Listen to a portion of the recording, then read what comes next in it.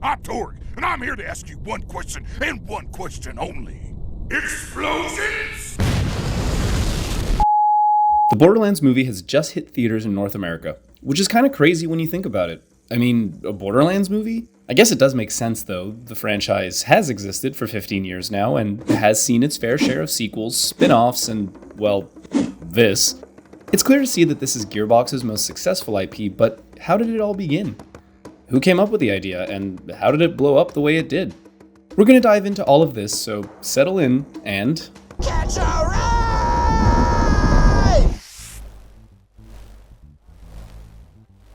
Sometime around 2005, Borderlands' concept was thought up by Randy Pitchford, Gearbox's co-founder and current CEO.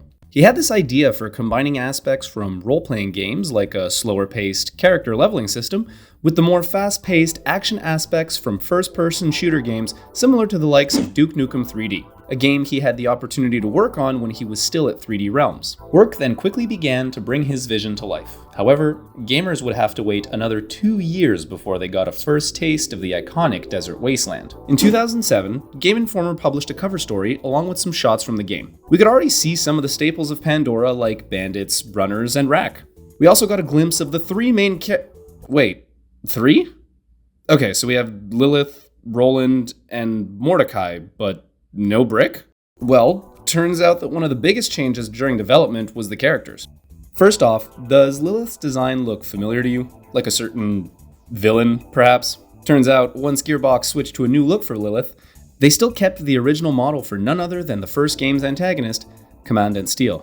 Also, Gearbox's decision to only have 3 protagonists despite the 4-player co-op was intentional, the reason being that they didn't want fans to feel like they couldn't play with their friends if they were all using the same character. Here's a quote from director Matthew Armstrong for more context. Early on, we had a very strong discussion on whether we should limit this to 3-character co-op and say you pick one of these characters. Except if I talk to Simon and say I'm playing this new game and it's great and he says, "Oh, I'm playing that game too. Great, I'm playing as a soldier. Oh, then we can't play together." That's awful. The fact is, fundamentally, we want a fun game, and a lot of things will bend down for fun. Now let's fast forward to E3 2008, where we finally got a look at a cinematic as well as some gameplay. The cinematics became a great extension to the cover story, showing exactly what the team had talked about a year prior, and the gameplay trailer finally showed off the in-game look, gunplay, and UI. Something's been missing this whole time though, and I'm sure you've spotted it as well. Where's that signature Borderlands art style? Well, the game was initially supposed to have a realistic graphical look to it, but Chief Creative Officer Brian Martell realized that wasn't going to cut it. After some internal playtests, members of the team started comparing the game to Rage or Fallout 3, or a watered-down version of those games, more specifically. The visuals clashed with some of the more fantastical elements, such as the low gravity and elemental weapons. Plus, the colors ended up being much more muted. Everything looked brown and sort of blended together. So, in response to all this, Martell decided to work in secret with a small team to come up with a whole new look for the game. Something that would fit the mechanics a little more and would really make it stand out. And it's during this time that Borderlands' signature cell shading was born, although they clearly still kept the 50 Shades of Brown. I'd like to take this time to note that Pitchford mentioned taking inspiration from a short film called Code Hunters that came out in 2006. So while many attribute the style directly to Gearbox's art team, we gotta give credit where credit is due, as they were clearly inspired by this other project. But don't take my word for it, take a look for yourself, and you'll see that there are a lot of similarities between the film and the game's new art style shift. When Martell finally presented his creative vision to the team, everyone loved the new direction. Well, minus the game's art director, who was quite disappointed as most of her work was no longer a part of the game, and actually ended up leaving the company following the shift in style. But it's wild to me to even think that Martell felt the need to keep his side project under wraps. I mean, of course, I'm saying that now with hindsight, knowing that the game's graphics are what set it apart, but at the time, his caution was well warranted. Gamers seemingly wanted more and more realism. They wanted graphically stunning games like Gears of War or Mass Effect. How could Borderlands compete in such a landscape? This comic book style that they were pushing was seen as a surefire way to kill a game. As we know now, being an outlier was exactly what the game needed at the time. But again, hindsight is 2020. The art style wasn't the only thing that was being frowned upon, however. Blending role-playing and first-person shooters was apparently something that was also destined to fail. We actually have an example of that with Hellgate London, which is often credited as being the first looter-shooter game. Of course, no one will fault you if you've never heard of it because its reception was lukewarm at best. It didn't really stand out on the shooter side, and its games-as-a-service approach wasn't looked on too kindly at the time. So all in all, the skepticism made sense given what the industry had already seen, or rather, the lack of what the industry had already seen, which is to say, a clear-cut example of success from this genre combo. In an interview with Rolling Stone, Pitchford reveals that financial analyst Michael Pachter was absolutely sure that this game wouldn't work, and went so far as saying, Borderlands is a game that's sent to die. It's destined for failure. If people want an RPG, they're gonna play Dragon Age. If they want a shooter, they're going to play Call of Duty. Here's a game launching between those two games. It'll never have a chance. Not only was Pachter's assessment incorrect, but he later admitted that to Pitchford himself. Amongst all these changes, the team was trying to meet a deadline, and production was already 75% of the way there, so there was no turning back. The game was announced in 2007 and set to release the following year, but despite the shortcuts taken by the production team near the end of development, Borderlands was delayed to 2009. October 2009 to be exact. The game had a fresh new look, 4 playable Vault Hunter characters, and bazillions of guns. Critics and fans alike saw flaws and noticed some of the corners that were cut to try and deliver the game on time though. The story seemed quite simple and was nothing to write home about. The AI had some jankiness here and there, and the car controls were just, well, not great. But it was also clear to people that Gearbox had created something unique. Something that could become a brand new genre for the industry. And it really did, as Borderlands is often credited with creating the blueprint for what the looter-shooter genre was and is today. It may not have been the first game to combine both RPG and FPS elements, but it was certainly the one that did it the best at the time, and that caught the eye of gamers. If you've been playing the series since the first game, then I'm sure you'll remember the charm that it had on all of us at the time of its release. I personally have fond memories of seeing all the multicolored loot pop out of enemies and hastily running over mid-battle to grab stuff. I'd love analyzing every gun that littered the ground to compare with what I had equipped, and I loved that rush you felt when you found the same gun you were using but with 3 green arrows next to the damage, accuracy, and fire rate values. The looting system was just fun, and it set the standard for what the franchise would keep working on in future entries. I also remember trying to max out every character so that I would be able to tackle situations differently. And sometimes a specific character was necessary, especially if you're one of those people who was trying to solo Cromarax and needed to swap over to a Siren class with near zero cooldown time on phase walk so you could just basically never get hit. So despite its flaws, the game was captivating and satisfying to play. And while it didn't break any records in terms of sales, it still managed to hit the mark of 2 million units sold after 2 months, and by mid-2011 had managed to reach 4.5 million units sold worldwide. It's also around that very same time that the sequel to Borderlands was announced. The first game ended up being more of a success than Gearbox anticipated, and they, as well as fans, were hungry for more. Turns out, one of the biggest challenges the team faced for the sequel was the art style. The first game managed to capture this unfinished concept art look because, well, that's pretty much what it was. And it's what gave the game its charm in many ways. But how do you replicate something like that in an intentional way? Turns out, the strategy for it is bringing on an art director like Jeremy Cook, and telling the team that the only stylistic rule to follow is to flat out ignore the rules. In many ways, Borderlands 2 feels more chaotic in many aspects of the game other than just the way it looks, and the fact that everyone was encouraged to push the boundaries on what could fit the mold of the franchise is exactly what helped elevate it to new heights. Speaking of what fits the franchise, we can't skip out on one of the most defining pillars of the games: the guns. This was another area that the team wanted to improve on. While Borderlands 1's vast array of combinations was a main selling point, the team felt as though there still needed to be more variation and distinguishing factors between the various weapons to truly drive home the mechanic. Each gun manufacturer was now going to have distinct traits both in terms of overall look and feel, which made for greater diversity in what players could use in their arsenal. So while the game still makes use of procedural generation to determine certain aspects of the loot that will inevitably drop during an encounter, the added attention to each manufacturer's style makes them all actually feel unique. As Jeremy Cook put it, 87 million guns isn't really that interesting if they all look the same, if they all act the same. Gearbox also did more than just self-reflect on their production of the first game. They wanted to know what fans thought, what fans wanted out of a sequel.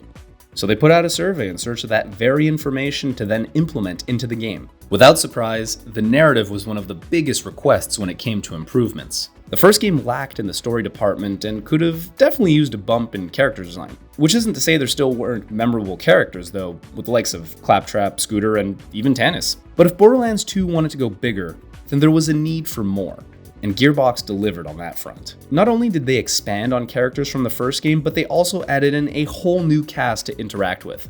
Anthony Birch was brought on as a lead writer and proved to be beneficial, as the sequel was the game that really took it to the next step. Old characters were given even more backstory to really flesh them out, and all new characters were added as well. And you might already know this, but fan favorite Tiny Tina was actually inspired by Birch's sister Ashley, a character that she played on their web series called Hey Ash, What You Playing? And yes, Ashley did end up getting the part after auditioning. Also, this is indeed the same Ashley Birch that voices Aloy from the Horizon series and Chloe Price from Life is Strange, just to name a few. Also, we can't talk about characters without mentioning Handsome Jack. The iconic villain was a very welcomed addition following the first game in the franchise that was definitely lacking in the antagonist department. People love Jack, and he even makes regular appearances on lists of the top video game villains of all time. Gearbox clearly noticed his popularity, as they would later use the handsome keyword to push the full Borderlands 2 collection. And of course, 4 new Vault Hunters were added on as playable characters, all with new abilities, skill trees, and backstories that made them unique. Gearbox also made a bunch of other additions following fan feedback, such as a more diverse array of areas to explore with a more interesting color palette than just shades of brown, UI and menu enhancements, more diversity when it comes to guns, shields, and grenade mods, new enemy types, more endgame content, more DLC content, better vehicle controls, well, you get the picture. The point is, Gearbox succeeded in doing exactly what they wanted to do, which was building on the first game's legacy without compromising the identity of what made Borderlands, Borderlands. It still had that same graphical feel, it still leaned into that dark humor, and it still felt really fun to play. Releasing in 2012, Borderlands 2 garnered positive reviews from critics, but it's the fan reception that really elevated the game to new heights, and cemented it as one of the most defining games of an entire genre. Less than 2 months after release, it had already shipped over double what the first game had for the same time period. It also ranked 5th among highest grossing games that year, behind titans of the industry like World of Warcraft and Call of Duty Black Ops 2.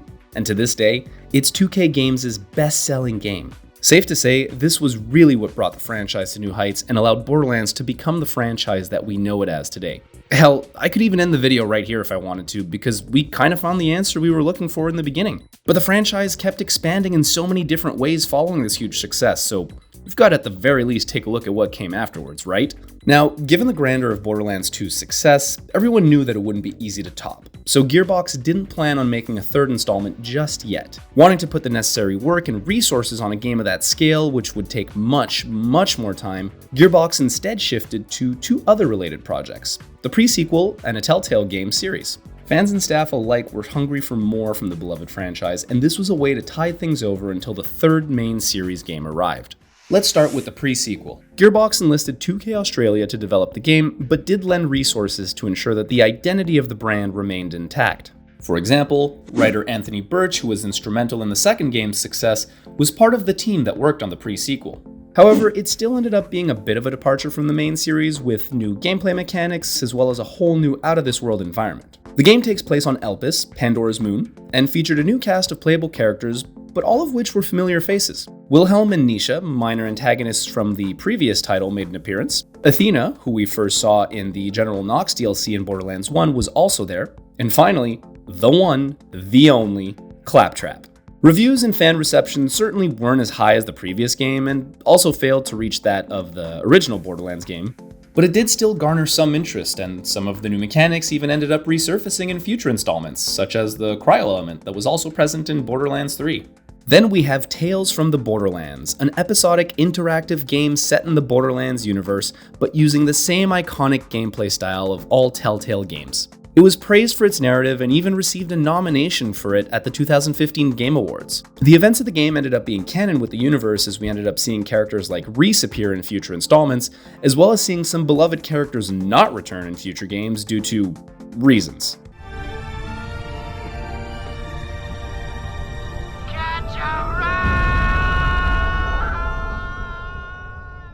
A successor, or rather a spiritual successor to the game, came out in 2022 called New Tales from the Borderlands, though due to Telltale Games shutting down in 2018, Gearbox Studio Quebec ended up working on it instead. The series fell flat though, as many critics and fans noted that the formula felt dated and the writing was average at best. Yet another spin-off of note is Tiny Tina's Wonderlands, which came out in 2022. The game was made to echo fan-favorite Borderlands 2 DLC, Assault on Dragon Keep.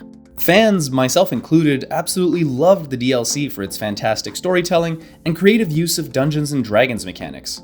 Or should I say, bunkers and badasses. What's initiative? It says which order we attack in. I punch the initiative. Again though, while reviews were generally positive, we're still a far cry away from the success of Borderlands 2. But we're talking about spin-offs, so in reality, these games didn't need to surpass it. They're just meant to be extensions of the main game, a way to give fans more of certain aspects that they loved, like Telltale with its striking narratives and Wonderlands with its parallels to one of the most well-received expansions. But the real challenge that Gearbox faced was going to be trying to replicate the second game's greatness with the third installment. And so, enter Borderlands 3. Before the game even launched, there was some early criticism that was being directed towards it. For example, some critics thought that the first trailer initially revealed at PAX East in 2019 looked too similar to Borderlands 2. But I mean, that game was a huge success and a fantastic experience, so how could more of that be a bad thing? Anyways, let's gloss over that for now. Further criticism during development came when it was revealed that Troy Baker, who previously voiced Reese, and David Eddings, who previously voiced Claptrap, would not be reprising their roles. Now this one came as a bit of a shock to fans, perhaps especially for Eddings. Claptrap is such a mainstay in the series, why change the voice actor? Well, turns out tensions were high between Eddings and Pitchford, with the former alleging that he had been bullied and assaulted by the Gearbox CEO and then subsequently fired from the company. And then one final controversy came in the form of 2K and Take-Two Interactive sending private investigators to the home of Supmato, a content creator that allegedly leaked confidential information about Borderlands 3 and infringed on Take-Two and 2K's copyright. Supmato's YouTube channel ended up being taken down following copyright strikes, and if you were around on Twitter at the time, then you probably remember the hashtag boycott Borderlands 3 trend. So, following all this, how was the game received? Well, Borderlands 3 launched in 2019, 7 years after Borderlands 2.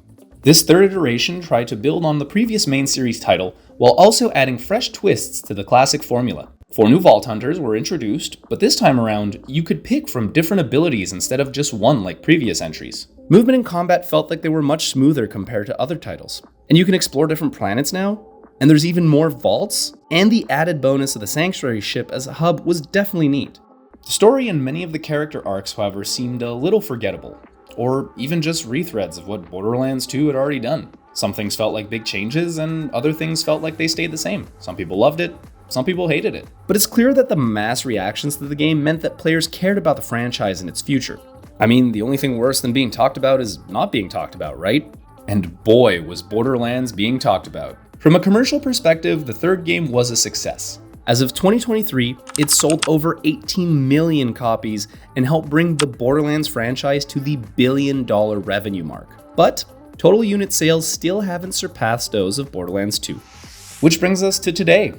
What's next for Borderlands? Well, there's the movie, which went through development hell over the course of a decade, constantly switching writers and directors. So we'll see what everyone ends up thinking of it, and I haven't seen it myself personally, so I won't make any judgment just yet. But regardless of how good or bad it is, we've seen time and time again that expanding towards other forms of media can yield fantastic results and breathe new life into games that have already been out for years. Some examples include Cyberpunk Edgerunners or the Fallout TV series. Cyberpunk 2077 and Fallout 4 enjoyed new and returning players as a result. And I've no doubt that this will be similar in the case of Borderlands, though I do also believe that the movie's reception will determine the scale at which players flock back to the games. But hey, if anything, the franchise is top of mind at the moment. Plus, we've already had echoes of a new game being in the works. We know that Take-Two is set to acquire Gearbox, and even confirmed that Gearbox and 2K are in active development on the next installment in the Borderlands series.